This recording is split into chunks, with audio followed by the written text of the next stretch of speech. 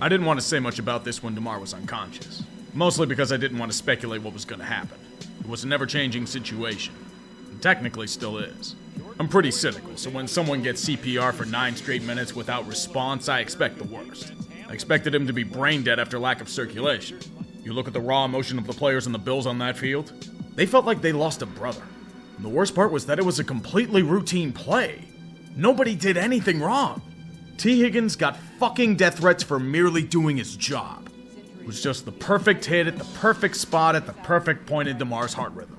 He's said to have had what is called commotio cordis, more often associated with baseball, hockey, and lacrosse, and causes cardiac arrest. If not treated immediately, the chances of survival fall to next to nothing. His situation did something that's unprecedented. It made the NFL stop. Do you know how hard that is to do? This is a league that's played through natural disasters and other insane phenomena. The trauma on that field brought it to a pause. So when I hear that Damar Hamlin not only survived such an event, one where we all but assumed him dead but seems to have a good bit of his neurological function, that he's talking to teammates days after the event, it's an honest-to-God miracle. A testament to the training staff on the field of play.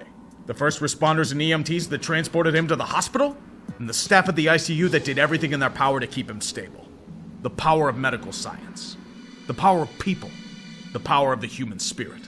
It usually takes tragedy to bring people to good, but when it happens, it has the power to unite, regardless of background and belief. Damar Hamlin's toy drive went from a few $1,000s in donations to almost $8 million in less than a week. The entirety of the football world gathered in support of Damar. From owner to coach to player to fan. Football is a brotherhood. And one of their comrades in arms potentially fell for good. It was why I knew they were never going to play this game. You can't play football after witnessing that. At least not for a good bit. You can't until you know what was going to happen to Damar. Fortunately, worst case scenario has been averted, but you were never going to play that game on that field. Once again, unprecedented. The NFL stopped. They had to call it no contest. In situations like this, I don't give a shit about the football. There will be a time and a place for that. All I hope here is that Damar Hamlin is able to live a normal life. Everyone here is going to talk about Christian Eriksen and returning to athletics after his cardiac arrest, but that's above and beyond the Call of Duty. I think what this situation and others over the past week shows is to cherish those around us, to appreciate the people that make our lives better, to show affection to those important in our lives. I think I've said I love you to more people in the last week than I have in a long time. To be fair, other circumstances involved in that, but the moral is the same. And I know it sounds corny as hell, but I'm gonna say it anyway. I love you all. And don't you ever forget it.